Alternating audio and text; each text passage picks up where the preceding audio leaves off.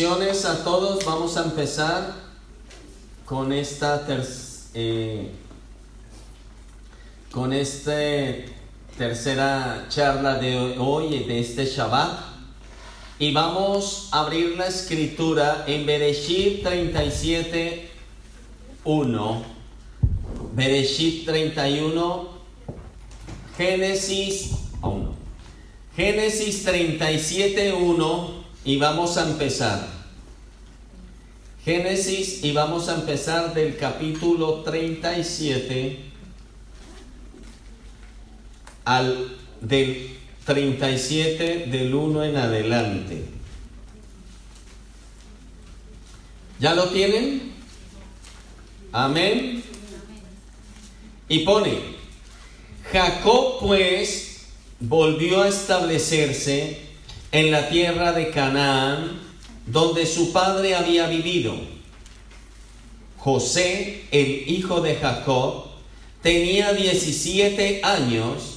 Su trabajo consistía en apacentar los rebaños de su padre en compañía de los hijos de Bilhá y Silpa. Acuérdense que tenía Jacob varias esposas, sus medios hermanos. Pero José le informaba a su padre algunas de las maldades. Escuchen esto. Pero José le informaba a su padre de algunas de las maldades que estos hacían. Israel amaba más a José. ¿Por qué pone Israel? Porque Jacob se llamaba Israel. Acuérdense que el Señor le cambia el nombre. Pero Israel amaba más a José que a sus otros hijos, porque José le había nacido en su vejez. Hasta ahí lo vamos a leer. ¿Les parece? Cierra tus ojitos. Dulce y santo revelador de la verdad, Espíritu que habitas toda la sabiduría, toda la plenitud del Padre y del Hijo, te entregamos nuestras vidas, porque tú eres uno solo, soberano Dios, y ponemos nuestras vidas ante la gloria de tu luz, de tu revelación y de tu verdad, para recibir la sabiduría que los hombres por sí mismos no pudieron encontrar. Gracias, porque tú eres vida y vida en abundancia. Amén y amén. Lo que vamos a ver entonces, vamos a empezar a ver que Jacob habitó en la tierra donde había peregrinado su padre, ¿no? En la tierra de Canaán. No es lo mismo habitar que peregrinar. Acuérdense que peregrinar es andar bajo estaciones, ir cada estación cambiando de casa. Por eso la actitud de un peregrino es que no tiene una morada fija, sino que siempre está esperando llegar a otro sitio, o sea, estar en constante movimiento.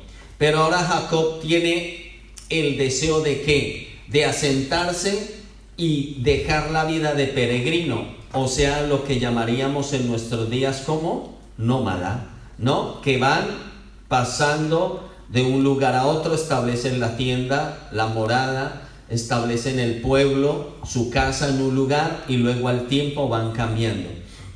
Pero ahora, esto es un error, porque cuando el justo quiere dejar de luchar y disfrutar de esta vida, está intentando sacar de antemano lo que recibiría del mundo venidero, ¿no? Pero entonces nuestro Dios no le permitió hacer eso, y sucedió un problema.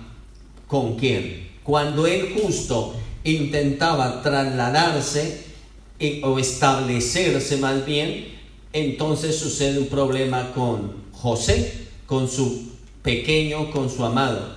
Por eso es necesario escuchen lo que aquí ya empieza la escritura a hablarnos. ¿Cuántos de nosotros le huimos a los problemas? ¿Y cuántos de nosotros nos sentimos muy tranquilos y satisfechos cuando no hay problemas? Pero es necesario tener luchas en la vida para poder crecer y estar sano espiritualmente. Apúntenlo. Muchos traen libreta, pero la traen de paseo. Llega en blanco y se va negra, pero no la han escrito. Entonces, cuando una persona no tiene luchas, no puede crecer espiritualmente, porque las luchas son para crecer y para estar sano espiritualmente. Cuando hay conflictos y todo va bien, hay una tendencia normalmente a quererse aflojar y dormirse espiritualmente. Miren ustedes los periodos, las estaciones de su vida donde hubo gran bonanza, donde todo iba bien supuestamente, y es cuando espiritualmente desciendes más. Es cuando la persona desciende más. Por eso los problemas y las luchas nos mantienen al ser humano en alerta y nos obligan a buscar la ayuda, los beneficios que nuestro Dios nos da en todo momento. Por eso este hijo de Dios que es Jacob, este hijo de Dios que es José, aprendió, ¿qué aprendió? La obediencia, pero como a través de los sufrimientos, como está escrito, Abraham en Hebreos 5:8. ¿Qué pone la carta a los Hebreos? Y es donde allí relata, Hebreos 5:8, es donde relata precisamente lo que, y pone, y dice la escritura, Hebreos 5:8, aún el Mesías, el Hijo de Dios, tuvo que aprender por medio de experiencias lo que es el obedecer, cuando la obediencia implica sufrimiento. ¡Wow! Tremendo. ¿Lo leíste? Pero allí no lo dice igual, ¿verdad? Porque estoy leyendo la Biblia parafraseada. Se lo repito para que se den el gustito. Aún el Mesías, el Hijo de Dios, tuvo que aprender por experiencia lo que es obedecer, cuando la obediencia implica sufrimiento. Hay algo, este versículo rebate toda filosofía y criterio. Escuchen, Dios no traicionó al hombre. ¿En qué sentido? Muchos creen que el Mesías no tenía frío, no le daba hambre, no tuvo pasiones que trabajaran en su cuerpo. Creen que él no tuvo deseos deshonrosos, impuros, pensamientos no lo atacaron. No, él era el Mesías y él se la pasaba pipa. Pues no, este versículo nos enseña que el Mesías vivió como tú viviste, pero como dice la escritura, más sin pecado. O sea que no obedeció a su mente, no obedeció a su corazón, no complació nunca su cuerpo. Por eso fue nombrado rey sobre todos los reyes y señor o amo de todos los amos. ¿Lo entienden ustedes? Ahora, así que el que quiere huir de los sufrimientos y de los problemas nunca aprenderá obediencia y nunca madurará. ¿Lo apuntaste? Así que el que quiere huir de los sufrimientos o de los problemas nunca aprenderá obediencia o madurez. No madurará. ¿Qué es un hijo inmaduro? Uno que no quiere sufrir, uno que no quiere dolor, uno que no quiere sacrificios. Eso es un hijo inmaduro. O sea que miremoslo en casa. ¿Quién es el que quiere todo fácil? Eso es rebeldía. Y eso es no querer ser formado. Un hijo de Dios sabe que tiene que recibir trato, sabe que tiene que implicarse, sabe que se tienen que asumir responsabilidades y deberes, y que en todo ello está implicado los sacrificios, y los sacrificios son dolor. Muchos no quieren llorar, Dios anhela que llores. Muchos no quieren sufrir y Dios quiere que sepas, porque es lo que te va a madurar tu alma y va a madurar tu carácter. Entonces, los mismos sufrimientos que pasamos en el Olam Hashem, que es el Olam Hashem, en el desierto, de este siglo producen precisamente en cada uno de nosotros la gloria permanente de nuestro Dios. Por eso busquen segunda carta a los Corintios 4:17. Segunda carta a los Corintios, capítulo 4, versículo 17. Y mire lo que la Escritura nos enseña. Y dice: de todas maneras, estos problemas y estos sufrimientos nuestros son pequeños y no se prolongarán demasiado.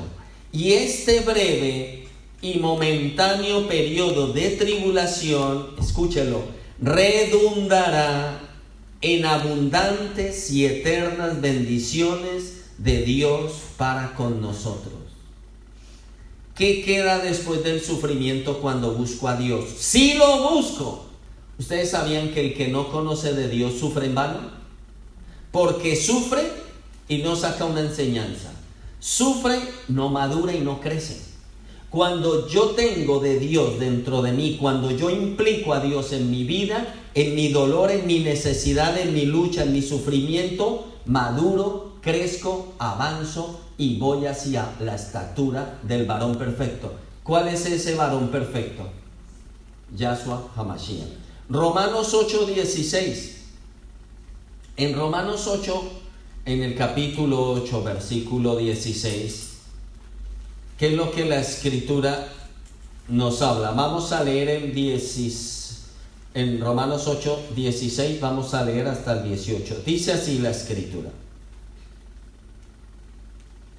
porque el Espíritu Santo nos habla a lo más profundo ¿de dónde? Del alma, y nos asegura que somos hijos de Dios. En otra parte dice que nos da esa convicción de ser hijos de Dios. Y como somos hijos, compartimos sus riquezas. ¿Cuántos quieren compartir las riquezas del Mesías? Levanten la mano. Levántenla. ¿Cuántos quieren compartir sus riquezas? ¿Todos? ¿Sí o no? Ah, pero no quieren compartir sus dolores y tristezas, ¿no? Muy bonito. No, se comparte todo.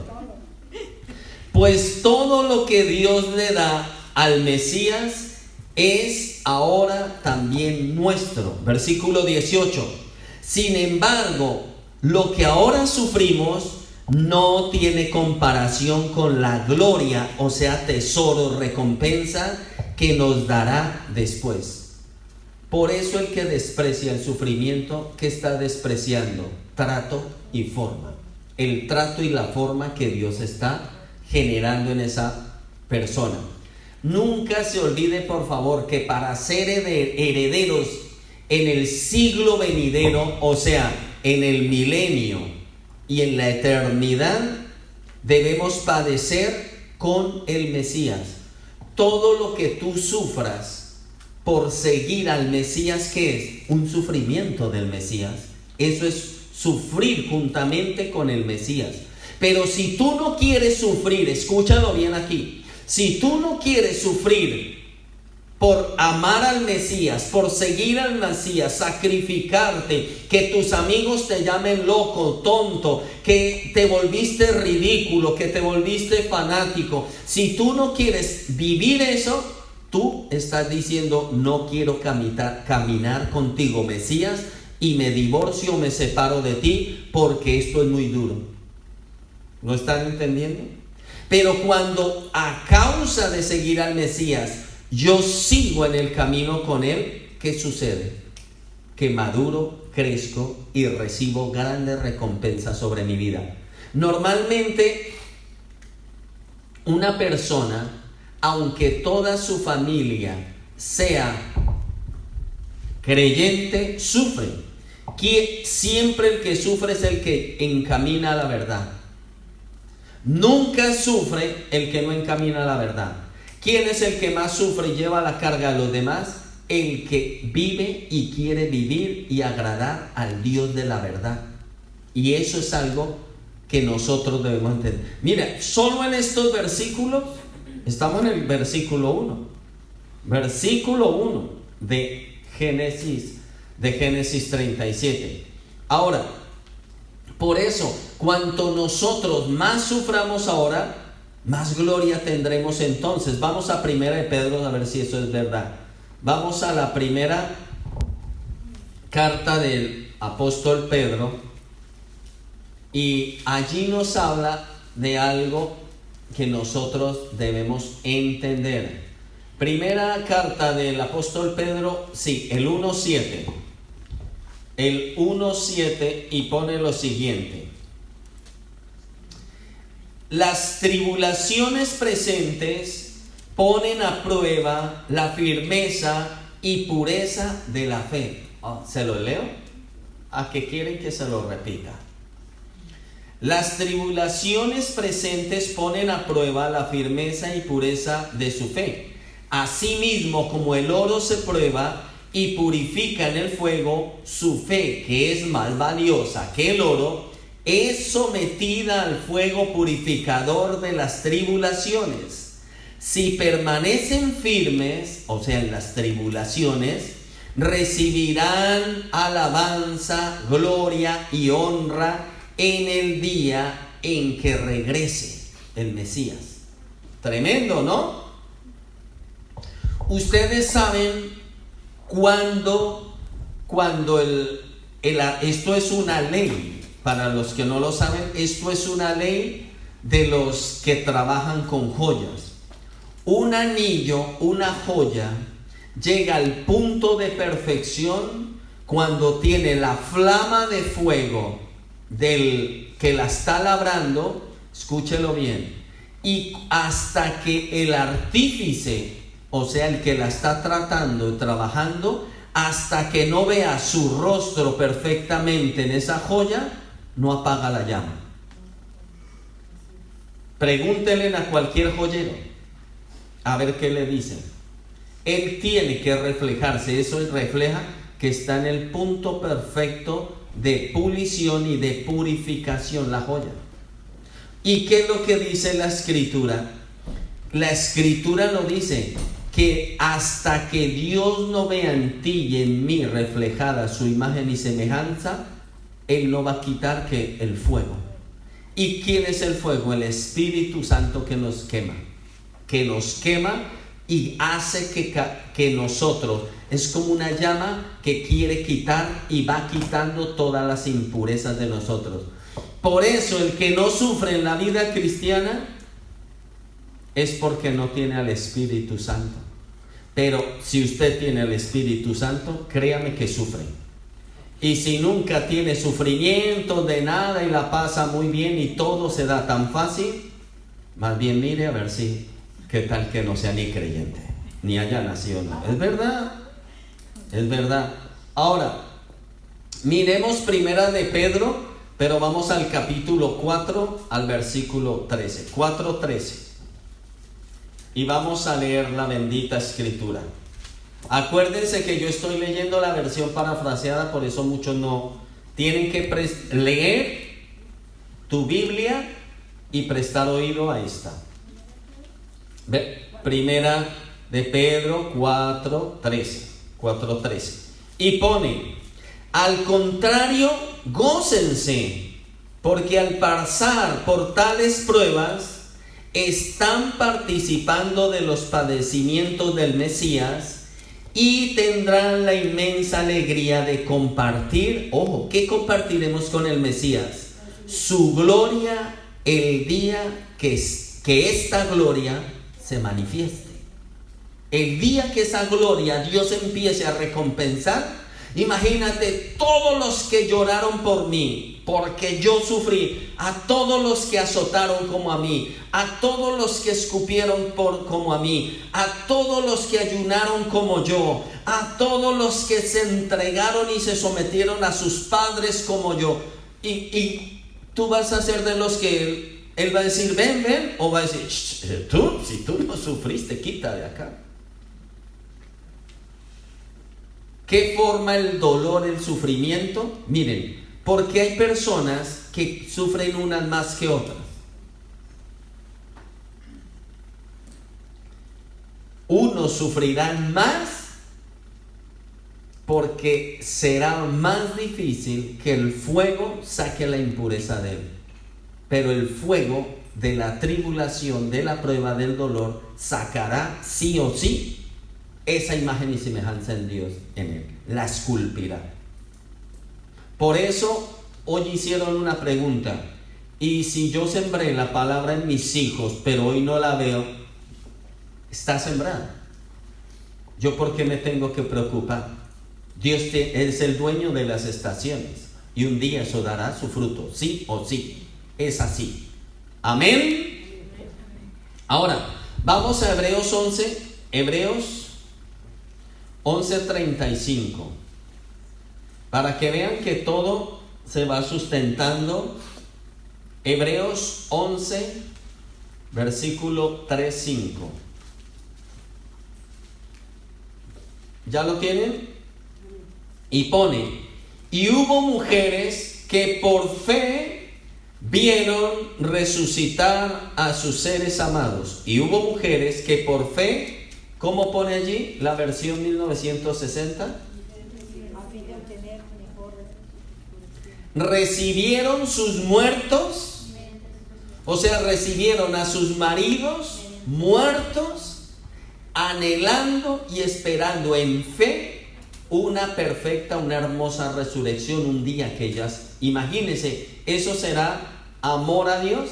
Ahora, entonces, ¿qué es lo que nos está enseñando este versículo 1 de Génesis 37:1?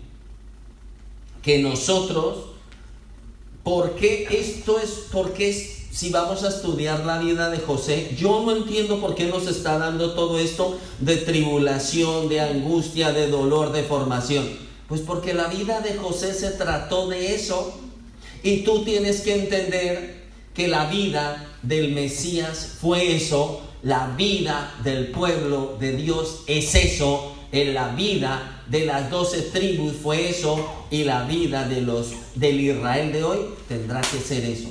Amén. Y la vida de la última generación tendrá que ser igual. Primera de carta a los Corintios, capítulo 15, precioso Dios. Está lindo. Mi Dios. El 15:41.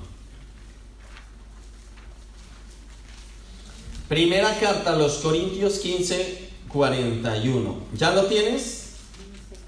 Y pone, por ejemplo, el sol tiene un tipo de gloria, ¿verdad? Mientras que la luna y las estrellas tienen otro. Y las estrellas se diferencian entre sí en belleza y brillantez. ¿Qué les acababa yo de decir? Dios mío. Primera carta a los Corintios, capítulo 15, versículo 41. ¿Qué pone? Que cada estrella tiene su luz propia. Escúchenlo, escúchenlo, escúchenlo. ¿Será que tú podrás tener la luz con la que yo voy a brillar? ¿Tú sabes cuál va a ser mi luz? Ni yo mismo sé cuál va a ser mi luz. Y si yo no sé cuál va a ser mi luz, ¿yo por qué, por ejemplo, podré envidiar tu luz? No, porque ni siquiera yo sé ni tu luz cómo irá a brillar. ¿Qué es tu luz? La luz de las estrellas con las que nos compara el Señor, porque el Señor, acuérdese que lo leímos la semana pasada, que enseñaba que cada hijo de Él es como una estrella, que estará puesta como, digamos, como de trofeo en los cielos, y brillará con luz propia, imagínate. Entonces lo que el Señor está mostrando, ¿cuál es la luz que en ti brillará? La luz que en ti y en mí brillará es la luz de todo lo que yo le entrego a nuestro Dios, y de todos los sufrimientos y sacrificios que yo experimente. ¡Ojo! No por mi hijo, no por mi casa, que es que eso, sino por la lucha contra el pecado, sino por rendir este duro y perverso corazón ante el Señor, ante el Rey. Es eso, porque a veces nosotros creemos que hay el sacrificio de ir todos los días a barrer esa iglesia. Cuidado. Cuidado, cuidado. Ahora vamos a mirar Génesis 37, 2. ¿Y qué es? La historia de todas las generaciones de Jacob y José. O sea, de Jacob y Joseph, ¿no? La historia de una persona, Génesis 32, 37, 2, es la historia de una persona que sigue la historia de Jacob, continúa, se desarrolla en quién, en sus hijos. ¿Y qué sucede? Esta no es la historia solo de José, sino la historia de Jacob en el capítulo 38. ¿Y qué encontramos en ese capítulo 38 de Éxodo? Yo les dije Génesis, ¿verdad? Sí. Era Éxodo, porque es la historia de José. Encontramos en el capítulo 38 ese relato de la vida de ¿quién? De Judá. Y estos dos, José y Judá, son los dos hijos más importantes de Israel, que eso lo hemos venido estudiando. ¿Por qué? Porque alrededor de esos dos hijos que está pasando gira la salvación, de la historia de la salvación que el Eterno creó por medio de Judá y por medio de José y de Jacob. Entonces, José llegó a ser el padre ¿de quién? De Efraín. ¿Y Efraín qué simboliza? Simboliza la casa del norte, el Israel, las 10 tribus. O sea que de Efraín, ¿cuántas tribus salen? Ahora, o sea que él es el ancestro de la tribu principal de la casa de Israel, constituida por 10 tribus. Ese Efraín constituyen 10 tribus. Por eso es algo que nosotros, luego que sucedió, hubo una separación, que ya lo saben, ¿no? Que Judá, 2 tribus se llama Judá, y las 10 tribus se llaman como Efraín, o se llaman las ovejas dispersas, o se llama Israel. Por eso Judá no es Israel, ni Israel es Judá. Que eso, como no se lee la Biblia, como no se estudia la Biblia, las personas no lo tienen claro. Israel son 10 tribus, Judá son 2 tribus, porque se dividieron así en la palabra. Bueno, en la historia. Entonces, ahora, la primogenitura pasó a los 2 hijos de ¿quién? De José, como está escrito en Primera de Crónicas 5:1. Primera carta de las Crónicas. Primera de Crónicas, capítulo 5. Primera de Crónicas, no busque Primera de Reyes, ¿no? Ya había Primera de Crónicas 5, del 1 al 2. Dije no vaya Reyes y ya estaban en los Reyes. Pero no los magos, ¿no? Que no existen. ¿O sí existieron?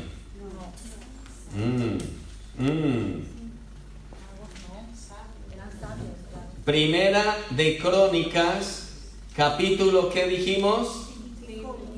Y pone, el hijo mayor de Israel era Rubén, pero desde que deshonró el aposento paterno, al dormir con una de las esposas de su padre, mire cómo lo explica aquí de bien, perdió su derecho de primogenitura. Ojo con esto, ¿la primogenitura se puede perder? Sí. Muchos en la historia bíblica perdieron su primogenitura. ¿Otro fue quién? Saúl. ¿Saúl? Esaú. Dice Saúl y unos dijeron amén.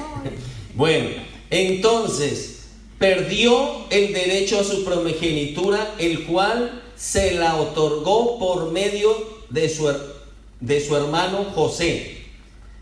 De consiguiente, la genealogía, que esto es algo que puede enredar a la gente, la genealogía oficial no menciona a Rubén como primogénito. Porque si tú metes en la genealogía, o sea, en el árbol genealógico, a Rubén, pues ya no te va a salir, porque el que realmente la tomó, ¿quién fue? Los hijos de José. ¿Los hijos de quién? Claro, de José, porque José tomó esa primogenitura, ¿no? Pero ahora vamos a mirar algo.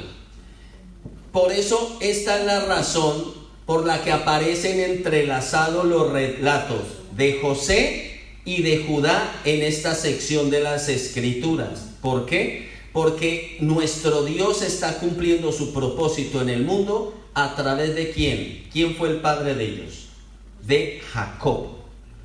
A través de Jacob se cumple ese propósito. Por eso es que el pueblo de Israel y el Mesías son el medio por el cual Dios va a bendecir al resto de ¿qué? De toda la humanidad, porque había un propósito.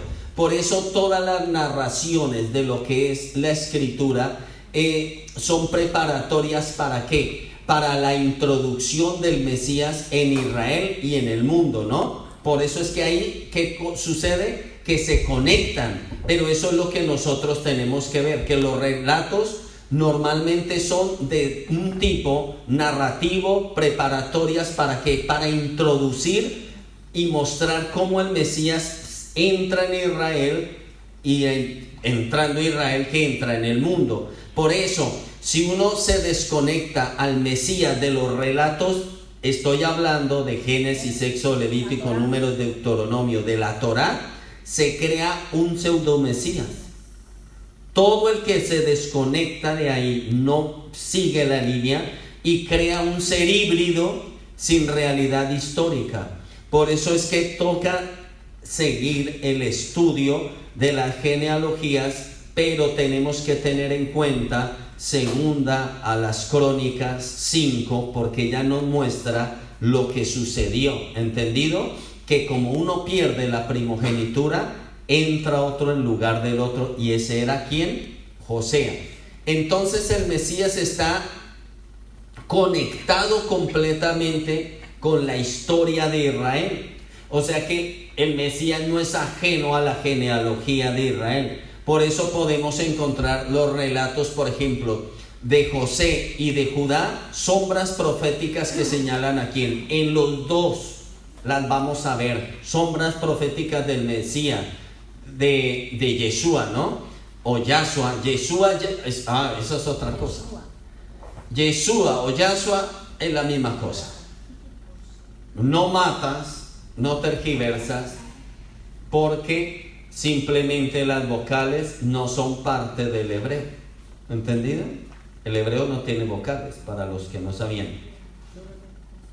Entonces, los textos estos que vamos a empezar a desarrollar nos dan paso para que para la proclamación de Yahshua como el Mesías Ben Yosef. ¿Por qué se dice Ben Yosef?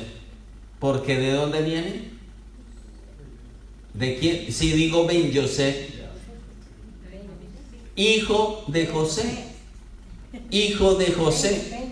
Si dijera y es Ben es hijo de José, Ben Yosef, por eso de José. Y si dijera Mesías Ben David, ¿de quién sería? Hijo de David, ¿no? Ben David, hijo de David, porque él es así, viene la línea así. O sea, cuando escuches Ben Yosef, hijo de José, Ben David, hijo de David. Ahora vamos a mirar. José cuando tenía 17 años, ¿qué pone? Vamos a Éxodo 37:2.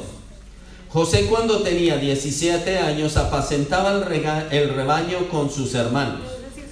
Pastor, no es Éxodo, es Génesis. El joven estaba con los hijos de Bilhá y con los hijos de Silpa, mujeres de su padre. ¿Lo leyeron? Y José trajo a su padre malos informes sobre ellos. Ahora, miren esto, escuchen. ¿Quién es Joseph o Ben? ¿Quién es José? José es visto desde ahora como si fuese, era el hijo, el hijo último, ¿verdad? Pero era uno de los últimos.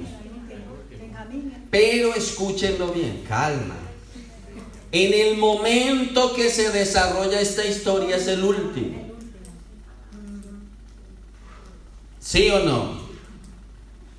Y en ese momento él tenía un llamado específico a pesar de ser el último. ¿Entendido? Pero era un llamado. Miren aquí, ¿cuántos hermanos eran? 11 con el 2. Pero ese llamado era como una primogenitura.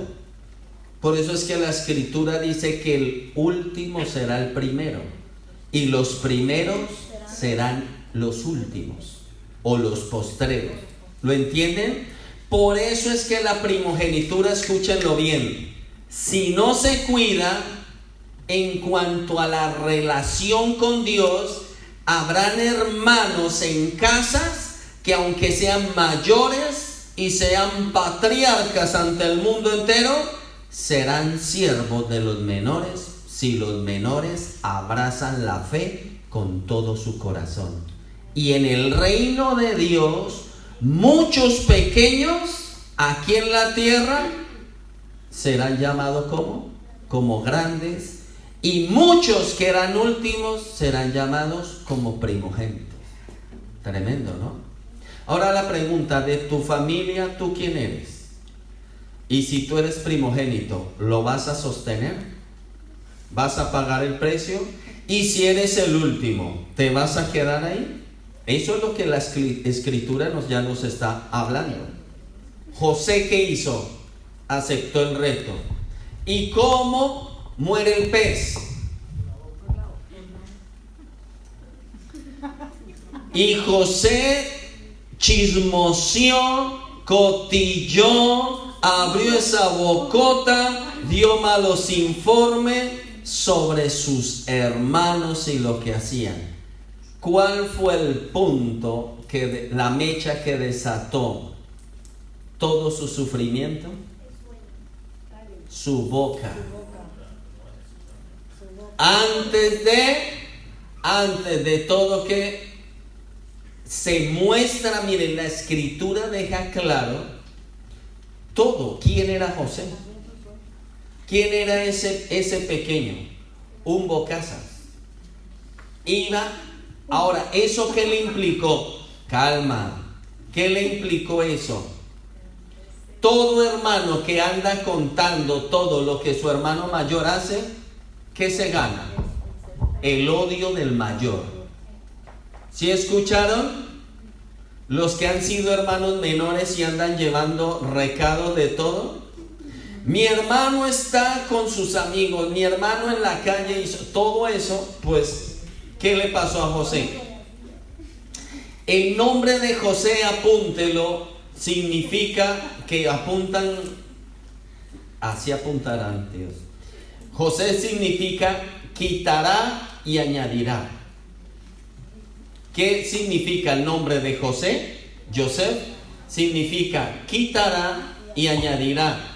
Y es una referencia al Mesías, el nombre de José, por si no lo sabías.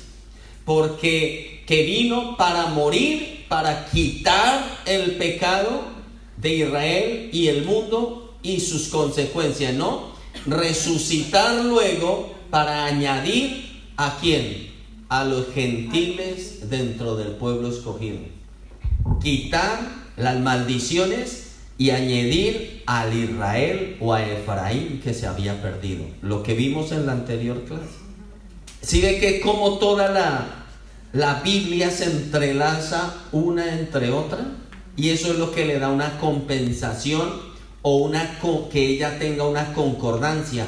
Por eso la escritura nunca se contradice.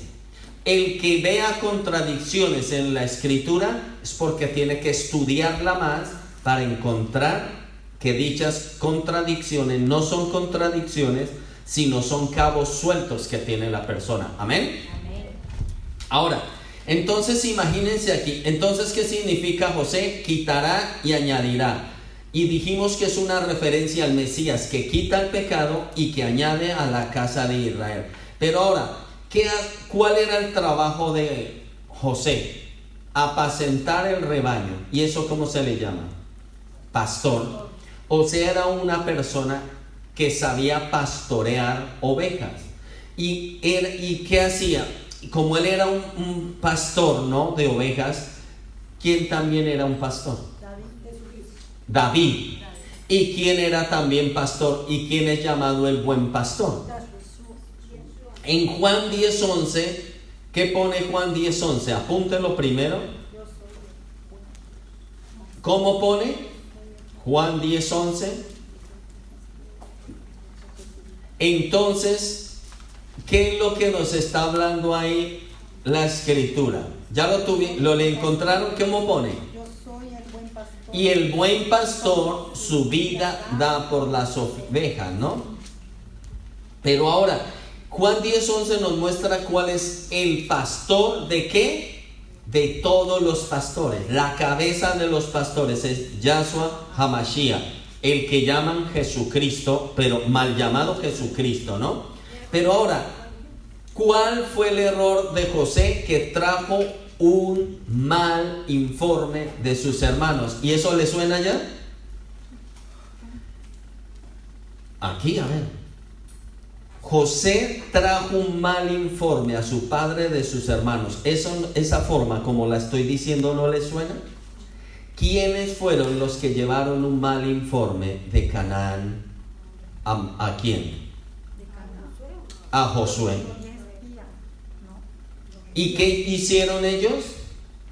Y si esas personas no pudieron entrar a la tierra prometida por la boca. Por eso les estoy hablando el poder de las palabras, no el poder de los sueños. Es el poder de los...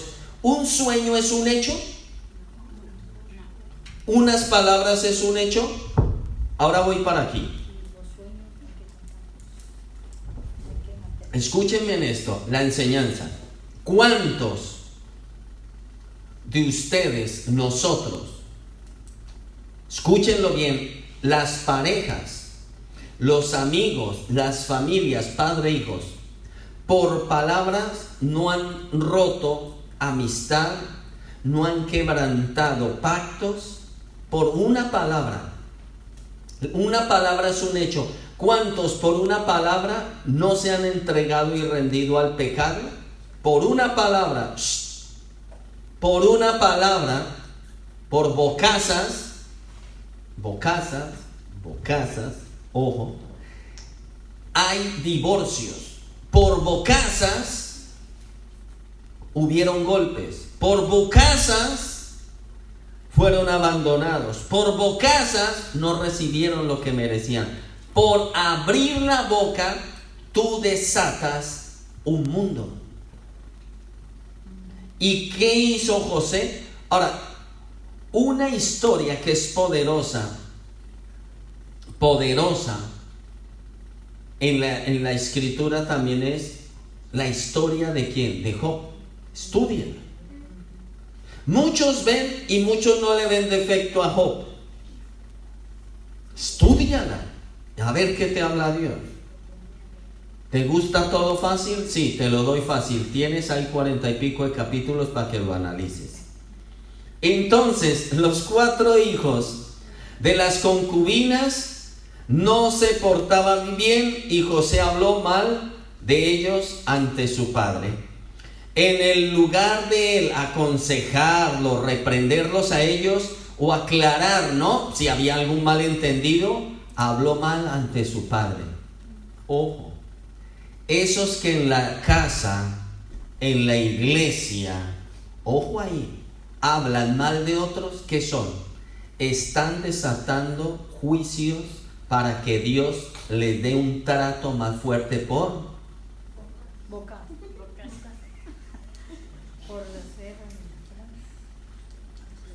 Escúchenlo, porque dice la escritura: de la abundancia de tu corazón se abre tu bocaza.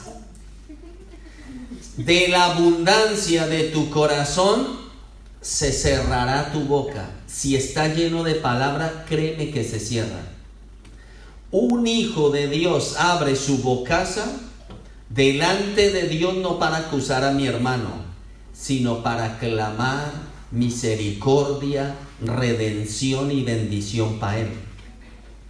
Y cuántos aún en oración, ojo a esto, cuántos aún en oración acusan a sus hermanos delante de Dios.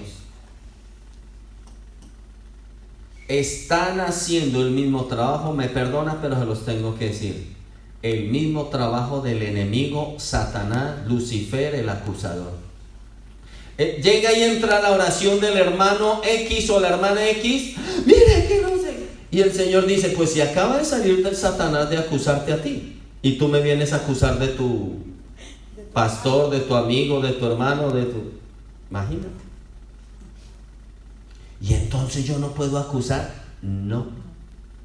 Mi boca será para bendecir. Mi boca será para pedir perdón por la falta del otro. ¿Están oyendo esto? El grave error aquí, no error, la grave falta o lo que el depósito que nos muestra, el eje que nos muestra la palabra con esto de José, que era, no era maduro, necesitaba trato. ¿Y qué trato le dio Dios? ¿Fue injusto? No hable bocazas, no hables, porque la historia de José, la vida de José fue perfecta ante los ojos del que lo trató y fue el Dios vivo. Si tú dices que fue injusto, tú estás acusando a tu Dios de injusto. Si tú dices que fue exagerado, ¿sí ve cómo somos de bocazas? Tú estás diciendo que Dios es exagerado. Si tú dices que se pasaron con él, tú dices que Dios es un Dios que se pasa con sus hijos. Ojo, ¿por qué la sabiduría de esto? La lengua. ¿Lo entienden? No más solo en eso. ¿Cuántas personas leen la historia de José y ahí mismo empiezan con Dios? Ay, Dios mío, pero ¿cómo es tanto abuso? Yo no entiendo. Y van de espirituales, ¿no? Como para que vean que soy espiritual y me duele el dolor ajeno. Y Dios los está viendo. ¿Cómo? ¿Cómo qué? Como hijos del diablo. ¿Es eso? Por eso digo, me vienes a acusar, acaba de salir tu padre de acusarte a ti. ¿Cuál es mi padre? Abraham, no, Satanás, el que anda acusando igual que tú. Eso es algo que debemos tener en cuenta. Por eso él no reprendió, sino por él no arregló la situación, sino lo que hizo fue ir, mirar la situación, ir y acusar. Alguien sabio que hace, va y se enfrenta y dice, por favor arreglemos. Chicos, mire, esto está mal hecho. Bueno, la ley, la Torá no nos enseña esto, volvámonos a la Torá. Eso sería lo que debió hacer José. Pero ¿por qué no estaba eso en él? Porque no estaba en él. ¿Por qué algo bueno no sale de mí? Porque no estaba en mí. Aunque yo lo sepa, aunque lo conozca, pero si no está en mí, no sale de mí. Aunque lo hubiera oído el domingo pasado, pero si no está en mí, no lo puedo practicar. Ese es el poder. Por eso los rabinos enseñan que por esta mala lengua tenía que estar en la cárcel durante 10 años. O sea, en el Natalaj Jacob. 10 años sufriendo, porque ¿a cuántos acusó? A 10. Y año de cárcel estuvo por hermano que habló mal. ¿Usted cree que la Biblia es juego? Todo exacto, todo perfecto. Ahora una pregunta. ¿Cuántos están en las cárceles? Escúchenlo bien, se lo suplico en el nombre de verdad de nuestro Dios. Si usted es ligero para abrir esa bocaza contra alguien o una autoridad, escúchelo, se lo pido, escúchelo. pueden venir a ustedes espíritus a atormentarlos con enfermedades, con pecados, por bocazas. Y mucho pueblo que se dice ser de Dios están bajo maldición porque esa lengua es su mayor enemigo. Esto, mire, aquí podríamos parar, pero esto es hiper, mega, super serio como hijos del Altísimo. ¿Ustedes creen? José pagó 10 años de cárcel, 1 año por cada uno de sus hermanos que acusó ante su padre. Y podría tener razón, claro, los chicos estaban mal, pero no era la actitud que Dios esperaba de él. Pero solo tenía 17 años, sí, pero nació en cuna donde conocía la Escritura. Por lo tanto, debería haber procedido de la manera que la Escritura se le había transmitido. ¿Ven lo importante? Por eso la enseñanza es poderosa, bárbara. Por eso, ¿qué es lo que la Escritura nos está enseñando aquí? Que nosotros, algo que nosotros a veces cuidamos es el vestir. Cuidamos las formas ante los demás, pero la lengua no la cuidamos. La lengüita. Y por eso hay gente que son atormentados por demonios. Ojo, no es que Dios diga, ay, habló. Dios no anda acusando y diciendo, ay, mira esta niña, acaba de decir eso de espiritualmente, dice, por favor, un demonio que venga a ella. No, así no es, porque hay personas que lo entienden así, son tan faltos de conocimiento de la Escritura. Yo al hablar desato, abro una puerta espiritual y entra un demonio, toma posesión, lugar de autoridad. Y hasta que yo no me arrepienta, pero miren, por favor, miren acá, hay algo que hoy en día casi no se oye en las predicaciones. Arrepiéntete y termino, finito. ¿Y dónde está el ir y poner la cara y decir, perdóname, yo hablé mal de ti? Perdóname, vengo porque yo hablé esto, te maldije en esta forma. Eso es maldición. ¿Qué es maldecir? Decir mal de alguien. Y la Escritura exige, ojo, que yo, ¿qué tengo que hacer?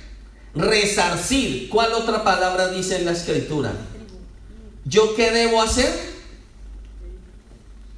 Pagar el daño que hice. Y yo tengo que ir y humillarme ante esas personas, aunque la persona diga, pero yo ni sabía. No, tú no lo sabías, pero lo sabía Dios, lo sabían los demonios y lo sé yo. Por eso vengo a pedirte perdón, para que delante de Dios, delante de sus ángeles y aún de los demonios, yo sea libre de culpa. ¿Ustedes están entendiendo eso tan determinante en las vidas de los seres humanos? Si yo hablo mal de los demás, si yo hablo mal de otro pastor, si yo hablo mal de otra casa, si yo hablo mal de otra congregación, si yo hablo mal de mi pastor, si yo hablo mal de mi esposo, si yo hablo mal de mis hijos, ¿yo qué me estoy generando encima? Ustedes están dando, y nos llamamos, aleluya. Y los demonios, encantados de nuestros hechos y palabras, toman autoridad y poder, aunque gritemos 1000 veces aleluya, somos sus esclavos. ¿Por qué? Porque ellos no viven de nuestras emociones, de nuestros escándalos, de cuánto memorizamos, de cuánta experiencia. Los demonios, el mundo espiritual, no viven de nada de eso. Viven de cuánto de Dios y de la palabra hay o no hay en ti. ¿Qué los aleja? Tus verdades hechas verdad. ¿Qué les da poder? Ojo aquí, ¿qué les da poder? Conocer verdades y no vivirlas. No vivirlas. Porque, y si yo zafo mi lengua, Peor porque abro una compuerta por donde ellos pueden filtrarse y abusar de mis sueños, de mis pensamientos, de mis actitudes, de mis criterios, de mi forma de ser. ¿Ustedes por qué creen que hay una lucha tan gigantesca para muchos siervos que de verdad en el espíritu han sido llamados y en el espíritu anhelan el crecimiento de la grey y muchos en la grey no crecen? ¿Por qué no crecen? Porque hay legalidad en el mundo espiritual oprimiendo. Eso hoy en día nadie quiere que lo prediques, les da pavor, porque aún mismos pastores están en esas. Si alguno debe cuidarse aún desde el más que esté arriba y más que esté abajo, es esto, la lengua.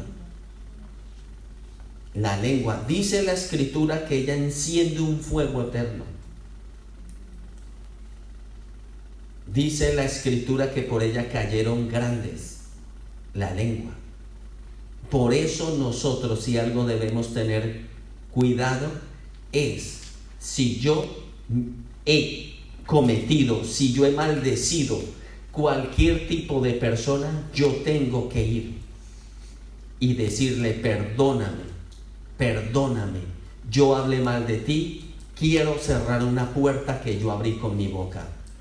Ir a esa persona. Ahora le pregunto, si Dios te está hablando a ti, peor aún, y si Dios te está hablando a ti que tú hablas mal, que tú hablaste mal y tú no piensas hacerlo, o te lo estás pensando, te va a ir peor.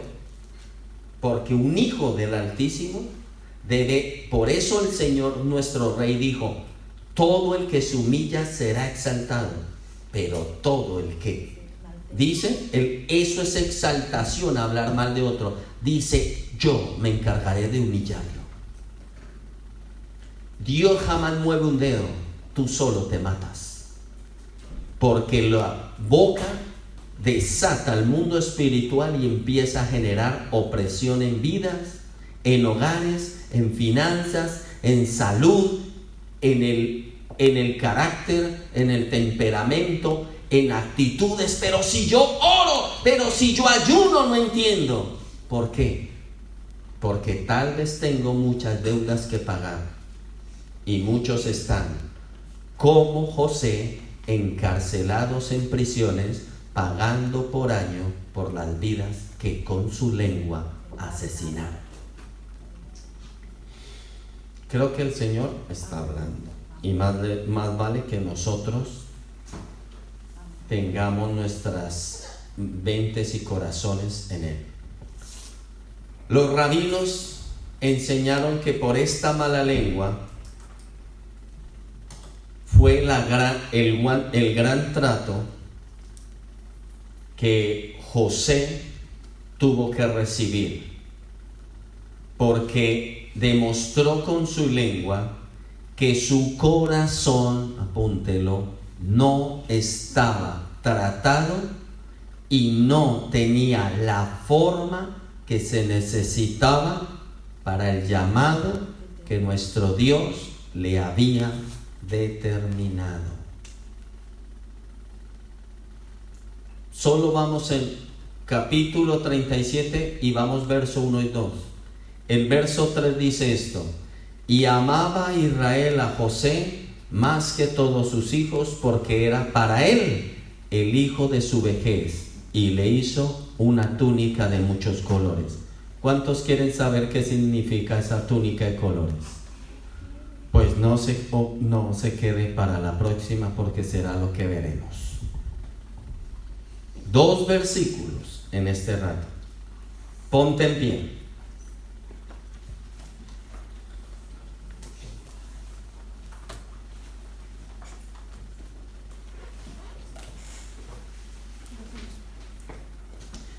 Bendito y amado Padre, te damos la gloria, gloria, gloria eterna, te damos el honor. Bendito Santo de Israel, te damos la alabanza por tu obra, por tu presencia perfecta y magnífica. Bendito Mesías, Yahshua Santo de Israel, Gracias porque tú viniste a hacer lo que el hombre, lo que el mundo, lo que la religión no podía, y te damos la gloria por tu bendita Torá, porque hoy nos está empezando a enseñar estas verdades tan grandes, tan profundas, tan hermosas de tu palabra para nosotros, tus hijos. Te entregamos, soberano, santo de Israel, esta palabra que hoy nos has hablado acerca de tu hijo José, de tu siervo Jacob. Gracias por mostrarnos lo que desató el trato tan fuerte, tan duro, tan grande, tan incomprensible para nosotros humanamente, pero que era el trato perfecto, exacto, medido y equilibrado que tú tenías, porque conocías perfectamente el corazón que ibas a formar en este chico de 17 años llamado José, hijo de Jacob. Bendito Dios, nosotros somos hijos de Jacob y te entregamos, soberano Dios, nuestras vidas y nuestras lenguas, para que tú nos mantengas alejados de la murmuración, de la crítica, del chisme, y que este gran siervo llamado José fue su gran error y lo pagó completamente hasta salir reluciente. Bendito gran yo soy, te entrego tu pueblo, tus hijos, los que prestan a tu atención y oído atento a tu voz, a tu palabra, para que nuestras lenguas estén sujetas a tu espíritu, pero a todos los que tengamos que ir y pedirles perdón, lo hagamos ahora mismo.